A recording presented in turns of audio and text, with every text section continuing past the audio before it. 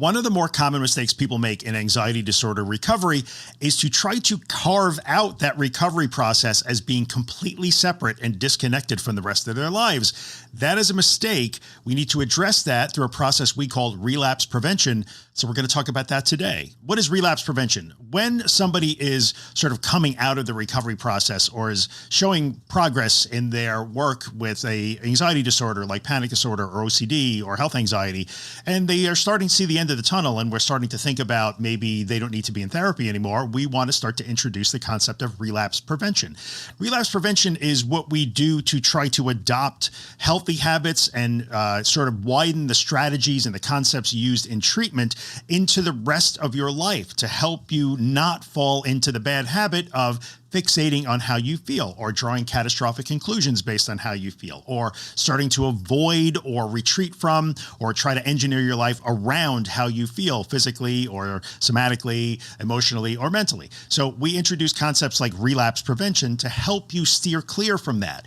In relapse prevention and anxiety disorders, we can never guarantee that you're never going to have a lapse. In fact, honestly, most people probably do from time to time. You might call that a setback. For some people, when they have what they call a setback, they start to feel bad again. And sometimes they even declare an emergency and they will say, oh no, I'm back to square one. My recovery is ruined, which isn't really true. But when we incorporate relapse prevention strategies in toward the end of treatment, or as you're coming out the other side of that, we make you a little less vulnerable to bad habits that can contribute to those lapses, and they can help those lapses resolve in a much quicker way. So I want to start to introduce that, and I want to try to introduce that within the framework of, say, a morning routine. I'm not saying this is a special morning routine that you are supposed to exactly follow just like I do, and you will always be optimized and leveling up and never be anxious again and never have a setback. That is not what this is about. But I have found that introducing routine of some kind, be it a morning routine, an evening routine, an afternoon routine, it doesn't really matter. It depends on how it fits for you, is a really good way to start to incorporate treatment concepts, treatment principles, treatment strategies into the rest of your life. We sort of want this to spread to a certain extent. Now, remember, not everything in the universe is a floating, facing, accepting, willful tolerance exposure problem. Life is really difficult, and we don't always get to just sort of float through that. Sometimes an emotional response or specific control or avoidance responses are actually necessary. It's how we solve actual problems in life. But we want to try to make sure that the discernment that you have achieved or built as you go through anxiety disorder treatment starts to follow you into other parts of your life. Now, why is this important? Because if you are predisposed to treat unexplained or difficult internal experiences like emergencies, when you start to feel a way that is very uncomfortable and you can't necessarily know why you're feeling that way, then it makes you especially vulnerable to a lapse or a relapse or a setback or whatever it is. So we want to make sure that we start to build skills that you can practice and habits that you can develop that help you build and maintain that sort of mindful awareness of the gears turning when they start to turn, the discernment of when I should be responding to an emotion or a sensation and when I don't have to, when I could just let it go and let it run its natural course. So since anxious people that develop these problems tend to be predisposed to them, there's nothing wrong with trying to build healthy habits and useful, constructive, adaptive habits into your daily life to help protect you or keep you a little less vulnerable to having a relapse or a setback. So that's why we introduce relapse prevention. And one of the ways I want to introduce relapse prevention, like I said, is in the guise of a morning routine. Now, again, don't twist this. If you've listened to this podcast or watched my YouTube channel long enough, you know that I'm never here doing, here's a morning routine that will make you unrecognizable in 6 weeks, or this is never going to be anxious again if you follow my magic morning routine, or comment routine, so I can give you the secret to eternal life if you do the special morning routine. It's never anything like that because frankly, that simply doesn't exist. I'm going to call that as nonsense, but that's a rant for another day. Do not let clickbait on the internet convince you that if you just do a special routine or do a special thing, you will never be anxious again. You will never have a setback. You will never have relapse. That is nonsense. Nothing that I'm going to say here in the framework of sort of using a morning routine to build these habits is meant to be a life changer or some sort of magic mic drop game changing moment. And that's the thing I talked about in a previous podcast episode just a few weeks ago. If you want to go back and take a look at why we don't look for game changing mic dropping moments. But in this situation, I want to use a little bit of my own experience and the experience of many others, both in my therapy practice and in my social media community, that can be used as a bit of an example or a framework that you can begin to follow to apply the principles of relapse prevention through the building and practice of healthy habits. People who tend to develop morning routines or afternoon, evening routines, just routines of some kind where they get involved in the consistent practice of the things that I'm talking about, do tend to fare better. When they do get triggered again, when life gets really difficult and maybe they start to feel things they haven't felt in a while, they are much more likely, I am much more likely to not get hooked into that old anxiety disorder response. Remember, I say all the time, actually, Stephen Hayes, the founder of ACT, is the one who said this to me, and I will always remember. He said, there's no delete button in your brain, which there isn't. So like those old avoidant control, how I feel as an emergency pathways never get deleted. They just get sort of like unused for a while. And while you build these new flexible, psychologically flexible, discerning, floating, tolerating, accepting, distress tolerance pathways. But everybody at some point is going to get triggered or scared or uncomfortable enough where it seems like the right idea to go back to the old way. If you could build a routine, whether it's in the morning, the afternoon, whatever, we're going to talk about morning routines today that help you maintain connection to the strategies, the concepts, the techniques, if you will, of therapy that helps you progress, then you have a better chance of catching that when it happens, seeing it for what it is, and not getting dragged down the rabbit hole for 2 weeks for no good reason. Again, that's my personal experience. Not too long ago, I think I did a podcast episode here on The Anxious Truth about how I don't get triggered. Did I do that? Maybe I did. Or how I stay recovered. I also did some short form content on that. This is one of the ways I do it as somebody who suffered from raging anxiety disorders like panic disorder, agoraphobia, OCD, which is, I know, technically not an anxiety disorder, but close enough. For many years of my life on and off, I talk about this stuff all the time, every day in my therapy practice, one-on-one with a very large social media community, in the disorder community, with people who are sharing their experience, and I don't get triggered into any sort of relapse. Part of that is because I have a new relationship with my own thoughts and emotions and body, but also I have developed this morning routine that keeps me connected to those concepts and sort of keeps me sharp. Is it, ironclad titanium coating that means I'm never going to be anxious again? No, it just means I don't get carried away and accidentally fall into those old maladaptive responses when I do start to feel things again. All right. So one of the things I want to talk about before I go into a morning routine that's based on sort of 4 pillars. And again, this is like a broad strategy. You're going to have to apply it specifically in the way that works for you. But I want to talk for a second about the idea of feeling good.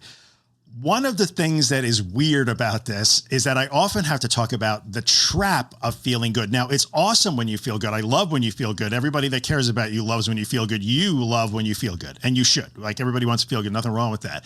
But often when we feel good, it can become very easy to start abandoning these habits, these strategies, these concepts that got you to where you are now. If you are further down the road, feeling better, feeling like you're making progress, feeling like you're near recovered or desensitized or whatever it is, like abandoning the things that got you there is really common when we start to feel good, because we accidentally start to see them as these are techniques that helped me overcome my anxiety disorder.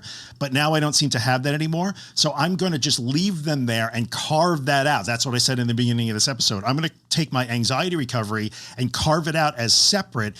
And I'm not going to use any of these principles in any other parts of my life. So I'm going to immerse myself in stress. I'm going to immerse myself in conflict. I'm going to not take care of myself. I'm going to run myself ragged. I'm going to go back to worry and rumination habits because I'm better. So I don't have to do that. I can go back to crappy habits in the rest of my life. And that's kind of silly. So the reason why we want to develop a morning routine is to develop habits. The reason why we do this is not so that we feel better when we start to slip and be anxious again. We do it so that we are better prepared on a day when we might be feeling more really stressed or maybe a little overwhelmed by life or even anxious and we don't know why. So keep this in mind. Do not get tricked into thinking, well, I'm feeling pretty good, so I don't need to do this. I can easily get tricked into that. We all can. Like, why should I sit and meditate? Why should I write in my journal this morning? I don't want to do that. I just want to drink coffee and sit on my deck and just chill. Okay, fine. But just keep in mind, you miss here or there. It's totally fine. We don't have to be rigid here, but be careful of falling into the trap of I'm feeling good, so that means I don't have to do these things. That's exactly when we want to do them. Remember, we're building habits. We're not just trying to learn ways to calm down on demand. So in the example of a morning routine that I want to give you in this episode, I'm going to look at a routine that you can go through or build every morning that it rests on sort of 4 relapse prevention principles. Attention and mindfulness practice, because we always want to remain mindfully aware of when we are being triggered into, ooh, I don't like this internal experience. I want to fight it. Should I? Right? That's part of that whole how to accept anxiety. I did that a year or so ago on the podcast. You can check that out. Well, we want to use things like physical movement. Why do we want to use physical movement? Well, P.S. physical movement is a really great way to practice mindfulness and attention just in a different way. It doesn't always have to be sitting on a cushion or a sofa, cross-legged, right? But also physical movement is just a good habit. It keeps you connected to the idea that you have to take care of yourself. And there's nothing wrong with being physically healthy. This is where we could start to introduce that. We want to work on expression of emotions in a healthy, adaptive kind of way. People that develop anxiety disorders develop a really difficult relationship with their own emotions, especially anxiety, fear, uncertainty, discomfort, feelings of vulnerability. So we want to work on maintaining that good relationship with our emotional selves. And that means practicing expressing our emotions in a good way. And the last one, yes, I'm actually going to say this, so hang on to your hats. I'm going to call it feeding your spirit or your soul. I know I didn't get hit on the head. I promise I have not been abducted by aliens and replaced by a fake Drew. Those things actually do matter. We don't normally talk about that when we are talking about the process of anxiety disorder treatment, therapy, recovery. But if we want to prop ourselves up and live in a way that best keeps us from being too vulnerable to a relapse, feeding your spirit and your soul, the things that make you happy, exploring that part of you is a big part of that. I'm going to get to that. So let's look at the first pillar, which is that attention and mindfulness practice. Remember, we do not use attention and mindfulness practice as a soothing or calming thing in this situation. This is a habit. It's a skill, if you will. It's a muscle to build. You just want to be able to pay attention to your experiences as they are unfolding so that you can see, I had a scary thought that bothers me. I'm hearing an automatic instruction to fix it. But if I fix it, I run into trouble. So, oh, that's right. I'm supposed to just let that discomfort come and go on its own. That is a function of mindfulness. I teach the practical mindfulness course with Joanna Hardis and Lauren Rosen because it is in fact the foundation of acceptance. If we're going to do mindfulness and acceptance-based approaches to anxiety, which is what I'm teaching here, mindfulness and acceptance. We have no acceptance without mindful awareness, right? So we want to build a morning routine that involves practicing paying attention and being mindful for 5 or 10, 15 minutes at a time. You do not have to sit for an hour on a cushion every morning, I promise. But we do hear people in meditation and mindfulness circles talk about the word sitting. Oh, I have to sit. I make sure I sit every day. Sometimes they call it cushion time. Yeah, those are kind of colloquialisms, but it doesn't have to be taken literally. What you just want to do is build yourself your morning routine that involves 10, 15 minutes every morning, every afternoon, every evening, whatever works for you, where you are practicing bringing your attention back to the moment that you are in over and over and over. We're simply just keeping that attentional control and awareness muscle active, strong, sharp in practice. We don't want to let that get dulled, or we run the risk of just accidentally falling back into just knee-jerk reaction, reflection mode, reflexive response mode, which gets us into trouble in anxiety disorders. So we should be trying to build a morning routine that involves the principle of sit. I'm going to call it sit, just to describe attention and mindfulness practice for 5, 10 minutes, 15 minutes every morning, every afternoon, every evening. When you decide to do this, you can do it any way you want. There's a million different ways to do it, but we are not doing it as grounding, calming, soothing. Tend not to want to use things like guided imagery. If you love guided imagery for relaxation and pleasure, use it, but not here. We want to work that attention direction muscle every day to keep us aware of what's going on moment by moment. I do think this should be a formal practice. Yes, you can use informal attention and mindfulness practices by paying attention to little regular hygiene tasks and things like walking to the car, walking across your house, eating snacks. Yes, you can do that. But I really believe that your morning routine should involve a formal mindfulness or attention training practice for 15 minutes, 10, 15 minutes every day. You can build up to that, but that's a reasonable target. You don't have to do an hour, I promise. The second pillar I want to call move. That's the physical movement, physical activity thing. This is where, if you're one of my somatic therapist colleagues or friends, you get to cheer out loud. I'm kind of joking, but not. In my world, in my morning routine, like intentional movement in the form of some kind of exercise has physical benefits for me. Clearly helps keep me physically healthy, strong, flexible, balanced, all that stuff. But it also has mental benefits. I think that you can combine those two things. So if I'm doing a cardio workout, one of the cardio workouts I really love is riding my bike outside. If I can, I want to get outside and pedal outside. When I'm doing that, not only am I working on my cardiovascular fitness, burning calories, helping, battle that weight gain thing, which I am prone to if I'm not careful, but also I'm being very mindful because I'm paying attention to what's going on, the pedaling, the breathing, the scenery going by me. I'm not really thinking about podcast episodes or therapy clients or projects or money or anything. I'm just thinking about the thing that I'm doing. So it can be really a great way to do that. Move your body for the sake of physical health, for sure, but also as a way to maintain the practice of being in the moment and giving yourself the opportunity to simply exist in that state. I am just exercising for the next 15, 30 minutes, whatever it is. I am allowed to do that. Because people who will fall into the trap of, I don't have time for that. I have to run into my busy life. I have to be the caretaker. I have to be the problem solver.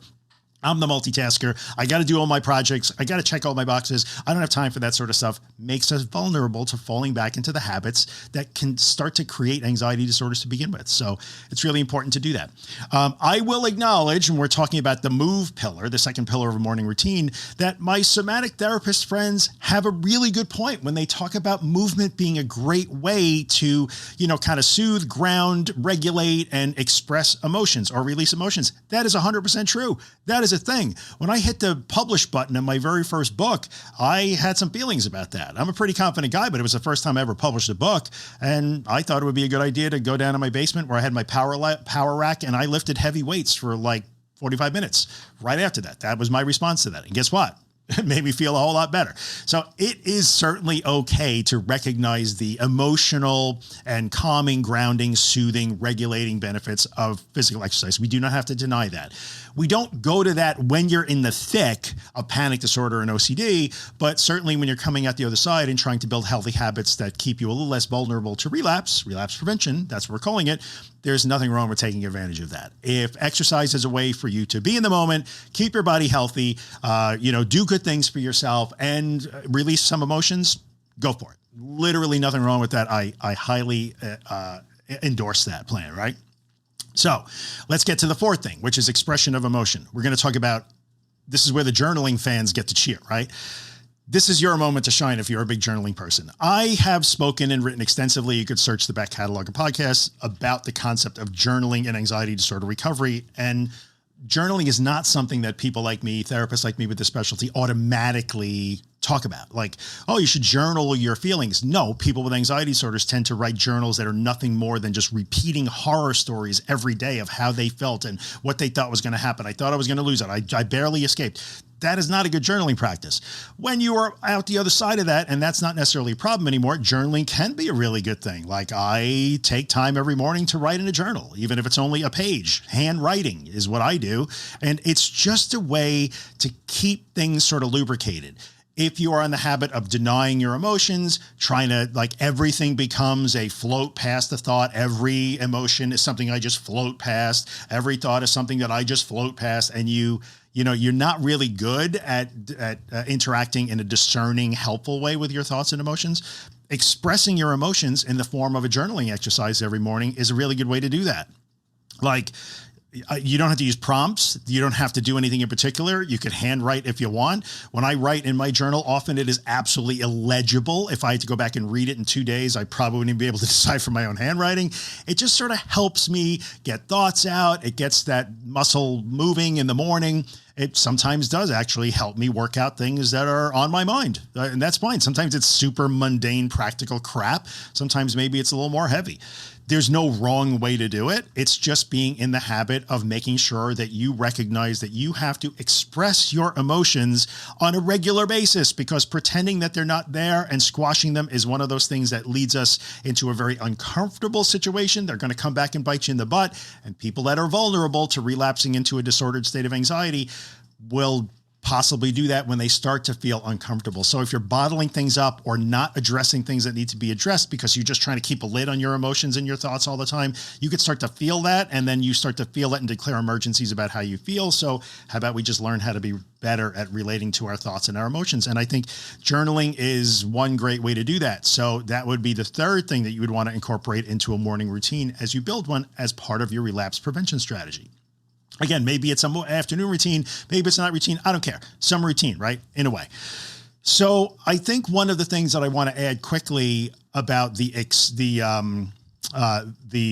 journaling or expression thing is it doesn't have to follow strict rules, right? It can be completely free form. You can type, you can write by hand, you can paint, you could draw, you could sing, you can write poems, you could dance.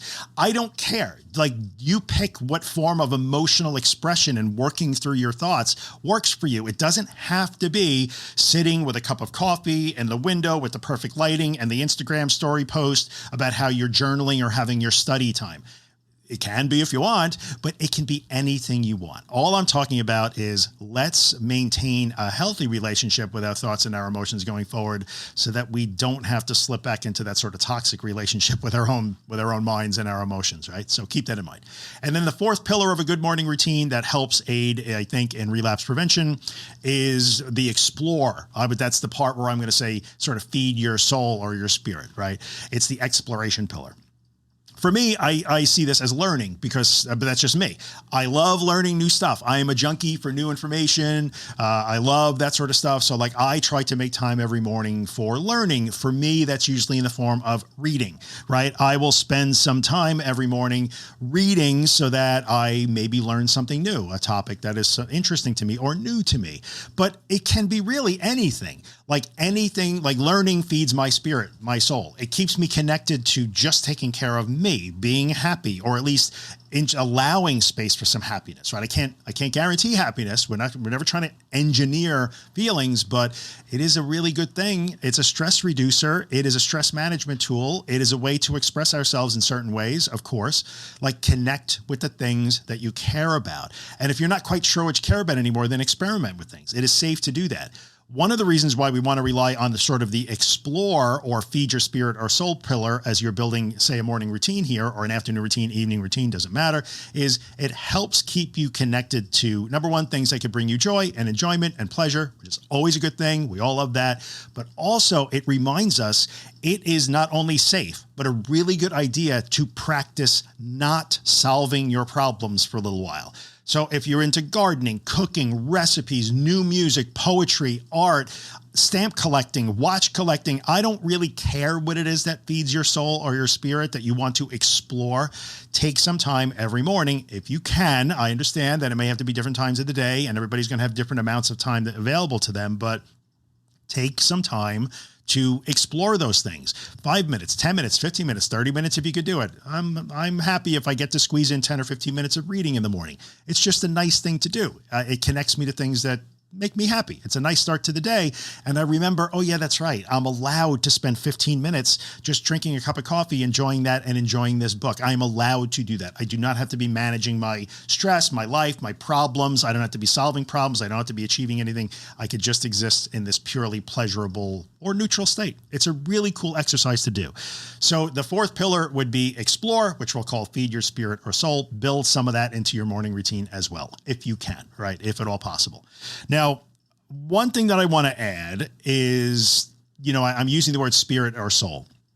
It can be spiritual. It can be traditionally spiritual. You can even incorporate faith-based practices here. Totally fine. You can be as spiritual, as faith-based, or as secular as you want to be. When I use the word feed your spirit or soul, I'm being very generic here. If you have a faith, that might be a good time to spend some time exploring your faith. If you are spiritual in some nature, maybe what turns you on is exploring spirituality in some way, shape, or form. There's no wrong answer here, but just don't feel like you have to. I have to feed my soul in more of a traditional way, or my spirit. Doesn't have to be. If it's literally, you could be engaged in daily devotions, or you could be literally watching mini documentaries on the evolution of the lute. Like, either of those things is a totally fine way to spend a few minutes in the morning. It's all good. So just be careful. Like, all of that stuff counts, right? So let's recap that a little bit. If you're going to build a morning routine, or any kind of routine, so that you can build good daily habits that are helping you with relapse prevention, so that you become a little less vulnerable to those prolonged relapses or setbacks. You can recover from them quickly, get back on the horse, right the ship, get back to your life. You want to incorporate 4 pillars: attention and mindfulness practice. We'll call that the sit pillar, right? You make time to sit, figuratively or literally, every day. We want to move, like build in some regular movement for various different reasons. How about some practice expressing your emotions and your thoughts in whatever way you think that's appropriate, and feel free to explore all kinds of different ways to do it. Have fun with it. Nothing wrong with that. And you want to explore the things that bring you joy, the things that feed your spirit and your soul. That is how you can start to build a morning routine, or a routine that you use some part of the day, whether it's a grand total of 10 minutes, 15 minutes, or you have 2 hours to kill. God bless you if you do, then go for that. Try to build these 4 pillars into your morning routine. And hopefully what you will find is that you are building habits that just become rote. They're just normal. Every day I practice mindfulness. Every day I spend some time reading. Every day I do some journaling, and you may find a benefit from that. I would suspect you probably would in some way, shape, or form. Helps me manage my stress, helps me be more aware of when I'm feeling stress and fighting against my own internal experiences, helps me not get hooked into that control and avoidance thing again. Like this is what we're looking for. That's relapse prevention strategies that we would talk about as you near the end of therapy, and talk about what we would call discharge or termination, right? So one point I do want to make before I wrap it up, right? And that would be, I'm talking to you, internet. Do not ruin this for us, man. I'm talking about the internet and the endless scroll in general, right? At the risk of sounding repetitive about this, because I talk about this stuff all the time, but I think it's important in the environment that we're in, because you might be watching this on YouTube, which is part of social media and the scroll. You may have found my podcast, if you're listening, because of social media. So I know we're all involved in that, right? There are legitimately no wrong ways to build morning, afternoon, evening routines for relapse prevention, except maybe just deciding not to do it at all. Maybe that's a mistake. We could argue that, but okay, maybe that's the mistake. Relapse prevention and like this 4-pillar morning routine that I'm talking about in this episode have no aesthetic. They have no right or wrong. They don't have to look a certain way. They don't have to be posted as content online. They don't have to be interesting to anybody but you. Some days they're not even interesting to you, but you do them anyway. They don't need an influencer or a coach or a guru, says the guy with the expensive microphone, to tell you how to do them. This is why I'm not giving you specific things to do. I'm just trying to give you 4 principles that you can follow as you learn to build and experiment with your own routines. A morning routine, or a routine at all based on building these habits as part of relapse prevention, are almost the opposite of that. Like, the internet will ruin everything for us because it gets very prescriptive and judgy about it. It makes you compare your routine to other people's routine. Does the CEO of this amazing tech startup that's now a billionaire, what's his morning routine? How does she do it? I got to do what she does. No, it's what we want is almost exactly the opposite of that. You want flexibility. You want to test your own capacity. You want to explore on your own. You want to be able to trust yourself to make the right decisions, to, discover and uncover and work with your own strengths, your own skills, your own interests. Like, don't let the internet ruin this for us, man. Like, don't let it tell you how to do that.